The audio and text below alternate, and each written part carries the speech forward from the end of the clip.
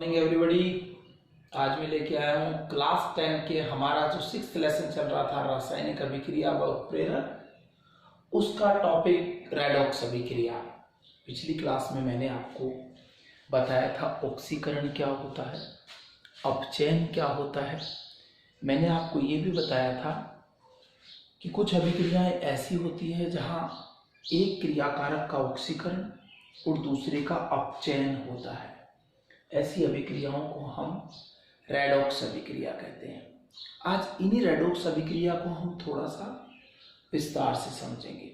हम ये भी समझेंगे कि ऑक्सीकारक क्या है और क्रियाकारक क्या है।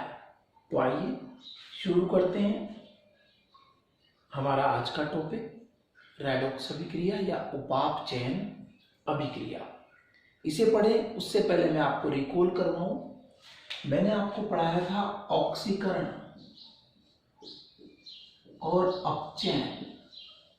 याद दिला दूं, ऑक्सीकरण आपने कहा था सर ऑक्सीजन का जुड़ना ही है ऑक्सीकरण। आपने कहा था ऑक्सीजन है ऋण विद्युतीय तत्व या अधातु। तो इस ऑक्सीजन या अधातु का जुड़ना ही क्या है, ऑक्सीकरण। और ऑक्सीकरण का अपोजिट, उसका उल्टा होता है अपचयन।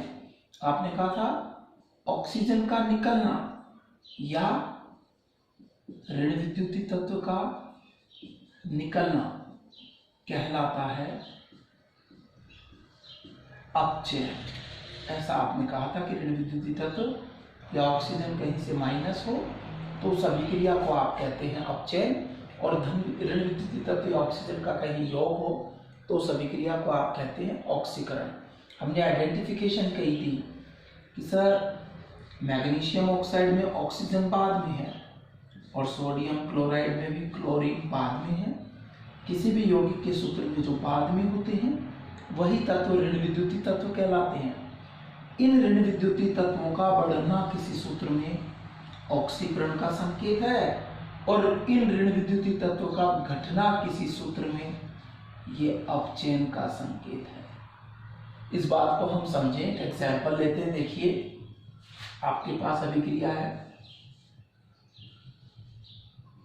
ZnO 2T और वही दो चीज जिंक प्लस ऑक्सीजन।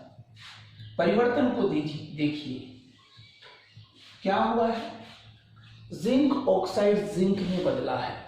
तो जिंक ऑक्साइड से जिंक बनने पे क्या हुआ है, ऑक्सीजन हटी है और ऑक्सीजन का हटना क्या है, अपचयन है। तो आपके लिए यह अभिक्रिया कैसी अभिक्रिया है, अपचयन अभिक्रिया है। अब इस रिएक्शन को देखिए, NaCl टूटता है विद्युत अपघटन करने पर और बनाता है सोडियम और क्लोरीन। तो NaCl से Na बनने को देखिए, NaCl से Na बनने पर भी बाद वाला हटा है। और मैंने आपको बताया कि किसी भी यौगिक का बाद वाला कौन होता है, ऋण विद्युतीय तत्व होता है।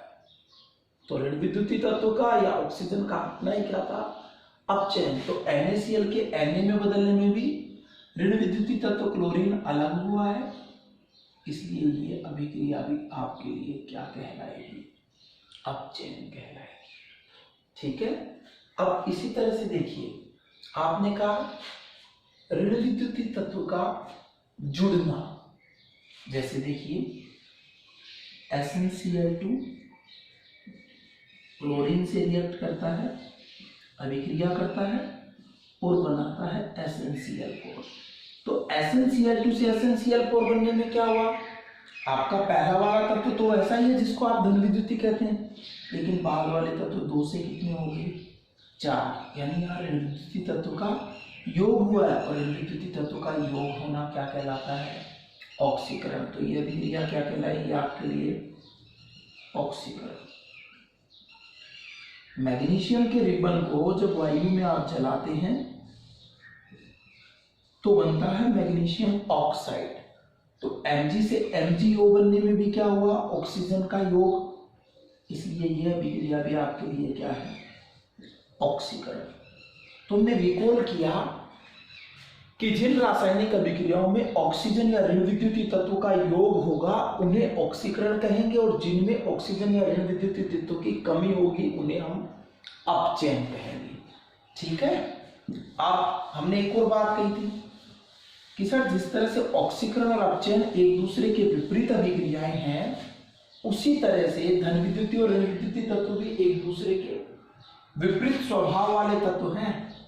अगर हम कहते हैं कि ऑक्सीकरण में क्या होता है, ऑक्सीजन या ऋण विद्युतीय तत्व का योग होता है, ऑक्सीजन या ऋण विद्युतीय तत्व का योग होता है, तो मैंने कहा धन विद्युतीय तत्व ऋण विद्युतीय के अपोजिट चलेंगे। तो अगर ऑक्सीकरण में ऑक्सीजन या ऋण विद्युतीय तत्व जुड़ते हैं तो वहां से हाइड्रोजन या धन विद्युतीय तत्व की क्या होती है, कमी होती है। तो इस तरह से ऑक्सीकरण की एक परिभाषा बनाई थी, ऐसी रासायनिक अभिक्रिया जिसमें ऑक्सीजन या ऋण विद्युतीय तत्व का योग हो या हाइड्रोजन या धन विद्युतीय तत्व की कमी हो, उन्हें ऑक्सीकरण अभिक्रिया कहते हैं। आप देखिए आपके पास ये यौगिक है Hg2Cl2 टूटा और इसने बनाया HgCl2 प्लस Hg। परिवर्तन देखिए क्या हुआ है, इस पहले केस में क्लोरीन उतनी ही है, मतलब ऋण विद्युतीय तत्व में कोई परिवर्तन नहीं हुआ है। लेकिन मरकरी जो पहले लिखा है वही कौन है, धन विद्युतीय तत्व है, धातु है। यहाँ कितनी थी 2, यहाँ कितनी हो गई 1, 2 से 1 धन विद्युतीय तत्व की क्या हुई है, कमी। और धन विद्युतीय तत्व की कमी को आप क्या कहते हैं, ऑक्सीकरण। तो ये अभिक्रिया कौन सी अभिक्रिया हो गई आपके लिए, ऑक्सीकरण अभिक्रिया हो गई। तो समझ लीजिए, दोबारा रिकॉल कर लीजिए, ऑक्सीजन या ऋण विद्युतीय तत्व का जुड़ना, हाइड्रोजन या धन विद्युतीय तत्व का कम होना ऑक्सीकरण कहलाता है, और इसी के विपरीत ऑक्सीजन या ऋण विद्युतीय तत्व का कम होना और हाइड्रोजन या धन विद्युतीय तत्व का जुड़ना अपचयन कहलाता है। तो ये हमने पिछले वीडियो में पढ़ लिया था। आज हम पढ़ रहे थे रेडॉक्स अभिक्रिया। तो ये भी मैंने आपको बता दिया था, लास्ट वीडियो में डिस्कस कर दिया था कि रेडॉक्स शब्द जो है वो 2 शब्दों से मिलकर बना है। एक आपका रिडक्शन, रिडक्शन किसे कहते हैं, अपचयन को ही अंग्रेजी में रिडक्शन कह देते हैं। और एक है आपका ऑक्सीडेशन, ऑक्सीकरण को ही अंग्रेजी में आप क्या कह देते हैं, ऑक्सीडेशन कह देते हैं। तो इन 2 शब्दों से मिलकर बना है, इसका लेते हैं रेड और इसका लेते हैं ऑक्स, तो बनता है रेडॉक्स। ऐसी रासायनिक अभिक्रिया जिनमें एक क्रियाकारक का अपचयन होता है और दूसरे का ऑक्सीकरण होता है। ऐसी रासायनिक अभिक्रिया जिसमें एक क्रियाकारक का अपचयन और दूसरे का ऑक्सीकरण साथ साथ होता है, उन्हें रेडॉक्स अभिक्रिया कहते हैं। समझिए, जिंक ऑक्साइड को कोक के साथ, कोयले के साथ गर्म करते हैं तो बनता है Zn प्लस CO। इस पर आप ध्यान दें क्या हुआ है, यहां कौन किसमें बदला। पहली चीज है हम देखें कौन किसमें बदला। ZnO क्या बना रहा है, Zn, ZnO क्या बना रहा है, Zn, और C क्या बना रहा है, CO। तो ZnO से Zn बनने में ऑक्सीजन हटी है, और आपको पता है ऑक्सीजन का जुड़ना ऑक्सीकरण है, लेकिन ऑक्सीजन का हटना क्या है, अपचयन है। और C से CO बनने में ऑक्सीजन जुड़ी है, इसलिए इसका क्या हुआ है, ऑक्सीकरण हुआ है। इसलिए मैंने कहा कि ऐसी रासायनिक अभिक्रिया जिसमें एक क्रियाकारक का अपचयन और दूसरे का ऑक्सीकरण साथ साथ होता है, उसे आप रेडॉक्स अभिक्रिया कहते हैं। तो यह आपकी रेडॉक्स अभिक्रिया का एग्जाम्पल हुआ। ये तो ऑक्सीजन के जुड़ने हटने के बेस पे देखा आपने। कोई दूसरी अभिक्रिया आ जाती, जैसे ये आ गई HgCl2 react with SnCl2,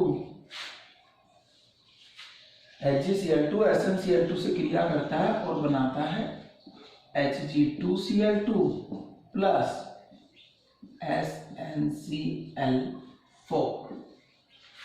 परिवर्तन पे ध्यान दें, क्या हुआ है, HgCl2 बदला है Hg2Cl2 में, SnCl2 बदला है SnCl4 में। फिर देखें SnCl2 से SnCl4 बनने में बाद वाला बड़ा है, क्लोरीन 2 से 4 हुआ है। बाद वाले को ऋण विद्युतीय तत्व कहते हैं और ऑक्सीजन या ऋण विद्युतीय तत्व का जुड़ना ही क्या था, ऑक्सीकरण। तो इसका क्या हुआ है, ऑक्सीकरण। इसके परिवर्तन पे ध्यान दें, ये दो तो अभिक्रिया को संतुलित करने वाला स्टोइकियोमेट्रिक गुणांक था आपका, इसे भूल जाइए। सूत्र पे ध्यान दें, सूत्र क्या है, HgCl2 और उसमें Cl2 है, यहां भी Hg2Cl2, यहां भी Cl कितने हैं, 2 है। यानी बाद वाले में मुझे कोई परिवर्तन नजर नहीं आ रहा, ना वो बढ़े ना घटे। पहले वाले को देखता हूं, यहां Hg यानी धन विद्युतीय तत्व 1 है और यहां 2 है। अगर ऋण विद्युतीय तत्व का जुड़ना ऑक्सीकरण है तो मतलब धन विद्युतीय तत्व का जुड़ना क्या है, अपचयन है। इस तरह से दोनों अभिक्रियाओं में हम क्या देख रहे हैं, एक का ऑक्सीकरण हो रहा है क्रियाकारक का, तो दूसरे क्रियाकारक का क्या हो रहा है, एक क्रियाकारक का ऑक्सीकरण तो दूसरे क्रियाकारक का अपचयन, एक का ऑक्सीकरण तो दूसरे का अपचयन। तो ऐसी रासायनिक अभिक्रिया जिनमें एक क्रियाकारक का ऑक्सीकरण और दूसरे का अपचयन साथ साथ होता है,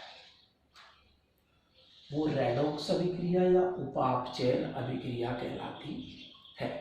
तो ये बात हुई रेडॉक्स अभिक्रिया की। अब 2 शब्द और आते हैं जिन पे हम बात करें। एक है ऑक्सीकारक, कारक करने वाला। आपने एक शब्द पढ़ा था, क्रियाकारक, क्रिया करने वाला। तो ऑक्सीकारक, ऑक्सीकरण करने वाला। तो क्या है, ऑक्सीकारक क्रियाकारक का ही एक रूप है। भाई आपकी रासायनिक अभिक्रिया है, उसमें 2 क्रियाकारक भाग ले रहे हैं, तो उनमें से वो क्रियाकारक जो दूसरे का ऑक्सीकरण कर दे। मैंने कहा कारक करने वाला, क्रियाकारक क्रिया करने वाला, तो ऑक्सीकारक ऑक्सीकरण करने वाला। तो वे पदार्थ जो दूसरों का ऑक्सीकरण कर देते हैं उन्हें ऑक्सीकारक कहते हैं। देखिए कौन है ऑक्सीकारक, ये कारक शब्द क्रियाकारक में मिलता है ना, तो ऑक्सीकारक एक क्रियाकारक है। तो ये 2 क्रियाकारक आपके सामने है, तो इनमें से जिस क्रियाकारक ने ऑक्सीकरण किया है उसको ऑक्सीकारक कहते हैं। किसने किया है देखिए, तो पहले देखिए ऑक्सीकरण हुआ किसका है। यहां SnCl2 का ऑक्सीकरण हुआ है, इसका ऑक्सीकरण हुआ है, यानी ये तो ऑक्सीकृत हुआ है, तो इसका ऑक्सीकरण किया किसने है, जिसने ऑक्सीकरण किया है वो कौन होगा, दूसरा पदार्थ। दूसरा पदार्थ कौन है, HgCl2, जिसने इसका क्या किया है, ऑक्सीकरण किया है। कैसे किया है कि उसने अपने पास से क्लोरीन इसको दिए हैं। पहले 1 मरकरी से 2 क्लोरीन जुड़ रहे थे, अब 2 से 2 जुड़े, यानी एक के पास तो एक ही रहा। तो अपना क्लोरीन SnCl2 को देके इसे SnCl4 में ऑक्सीकरण करने वाला कौन है, HgCl2। इससे सरल तरीके से यहां देखें, पहले आपने कहा था सर ऑक्सीजन का हटना अपचयन है, ठीक है, इसका अपचयन हुआ है, लेकिन इसने अपनी ऑक्सीजन किसको दी है, कार्बन को। इसने अपनी ऑक्सीजन कार्बन को दी है, तभी कार्बन का CO में क्या हुआ है, ऑक्सीकरण। तो कार्बन का CO में ऑक्सीकरण के लिए इसको ऑक्सीजन चाहिए थी, तभी तो इसका ऑक्सीकरण होगा। तो ऑक्सीजन किसने दी, ZNO ने, यानी इसने ऑक्सीजन देके इसका ऑक्सीकरण कर दिया, इसलिए ZNO क्या है, ऑक्सीकारक। तब मैंने कहा वे पदार्थ जो दूसरों का ऑक्सीकरण कर देते हैं लेकिन स्वयं का ऑक्सीकरण नहीं होता है। स्वयं का क्या होता है, देखिए Zn-O का Zn में क्या हो रहा है, अपचयन। तो परिभाषा बन गई ऑक्सीकारक की, वे पदार्थ जो दूसरों का ऑक्सीकरण करते हैं लेकिन स्वयं का क्या होता है, अपचयन होता है, उन्हें ऑक्सीकारक कहते हैं। तो इससे ऑक्सीकारक ने इसका क्या किया है, ऑक्सीकरण। और अगर इस कार्बन पे नजर डालें तो इसने क्या किया है, इसने खुद का तो ऑक्सीकरण कर दिया लेकिन इस Zn-O का ऑक्सीजन ले लिया। अगर ये इसका ऑक्सीजन नहीं लेता तो क्या Zn-O Zn में बदलता, नहीं बदलता। तो कार्बन ने Zn-O का ऑक्सीजन लेके इसको Zn में बदल दिया, यानी कार्बन ने Zn-O का Zn में क्या किया है, अपचयन। तो वे पदार्थ जो दूसरों का अपचयन करते हैं, यानी कार्बन ने Zn-O का क्या किया है, अपचयन, उन्हें क्या कहते हैं, अपचायक कहते हैं। तो वे पदार्थ जो दूसरे पदार्थों का अपचयन कर देते हैं उन्हें क्या कहते हैं, अपचायक। और देखिए इस अपचायक का क्या हुआ है, ऑक्सीकरण। तो परिभाषा बन गई, ऐसे पदार्थ जो स्वयं अपचयित होते हैं लेकिन दूसरों का ऑक्सीकरण करते हैं उन्हें ऑक्सीकारक कहते हैं। और वे पदार्थ जिनका स्वयं का ऑक्सीकरण होता है लेकिन दूसरों का अपचयन कर देते हैं उन्हें क्या कहते हैं, अपचायक कहते हैं। मीन्स आपकी रेडॉक्स अभिक्रिया में दो तरह के क्रियाकारक, याद रहे ऑक्सीकारक और अपचायक दोनों किस में ढूंढने हैं आपको, क्रियाकारक में। कभी भी राइट साइड में उत्पाद कोई ऑक्सीकारक या अपचायक नहीं होगा क्योंकि कारक क्रिया करने वाला है। तो आप केवल बाएं साइड में ढूंढेंगे ऑक्सीकारक और अपचायक को।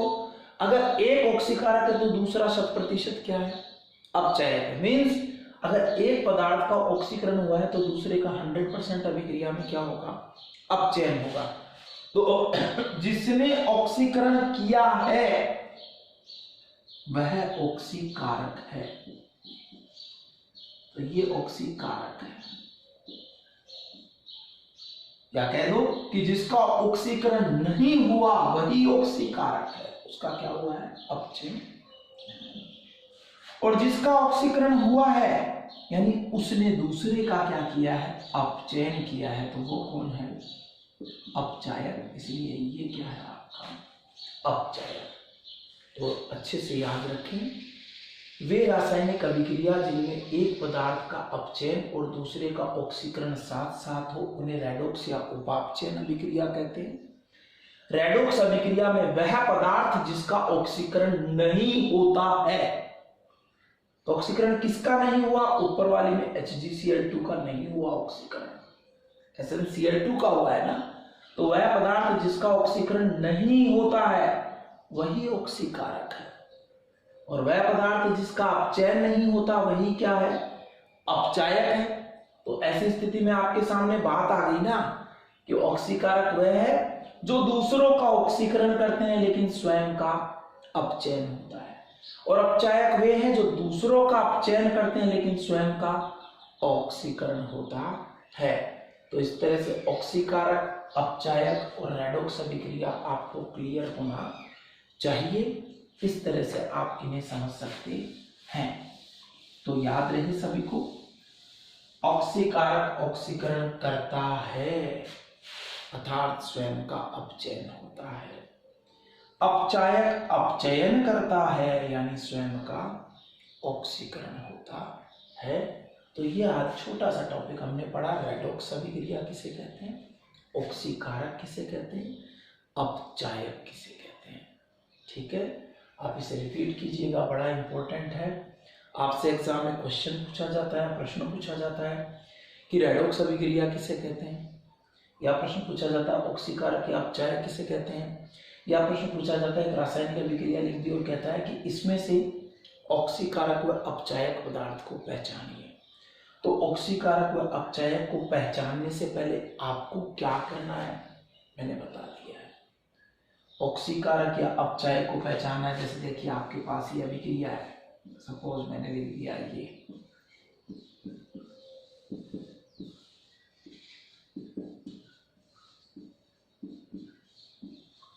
आपसे पूछ लिया अगले ने कि बताइए इनमें से कौन ऑक्सीकारक है और कौन अपचायक है। तो आप ऑक्सीकारक या अपचायक छांटे उससे पहले आपको ये पता होना चाहिए कि आखिर किसका ऑक्सीकरण हुआ और किसका अपचयन। तो पहले परिवर्तन देखें। Al बदला Al2O3 में। इस परिवर्तन में क्या हुआ, इसमें ऑक्सीजन जुड़ी और आप कहते हैं ऑक्सीजन का जुड़ना ही सर क्या कहलाता है, ऑक्सीकरण कहलाता है।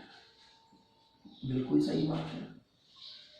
दूसरा परिवर्तन देखें आप, इसको आप चाहे तो ऐसे भी लिख सकते हैं, Al बदला Al2O3 में। तो दिख रहा है कि यहाँ ऑक्सीजन का योग हुआ है, इसलिए यह अभिक्रिया क्या है, ऑक्सीकरण है। दूसरा परिवर्तन भी आपको दिख रहा है, Cr2O3 बदला Cr में।